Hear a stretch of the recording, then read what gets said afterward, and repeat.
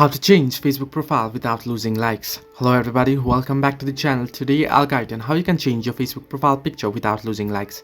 If you open a Facebook app, you'll get an interface like this. Head into your profile by tapping on the profile icon there, and then if you tap on the profile icon, you'll be able to see select profile picture or import from Instagram, or you can select profile picture from your device. Simply tap on select profile picture and select the profile picture here.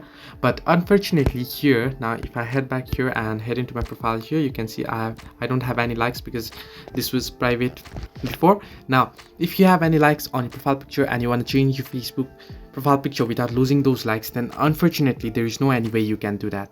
Now if you change your profile picture won't be deleted. If you head into your photos option here, if you scroll down and head into photos option there, and then head into uploads or head into albums and head into profile pictures option there, any likes that you have gotten on your profile picture will be still there. You can see 14 likes and my likes are still there.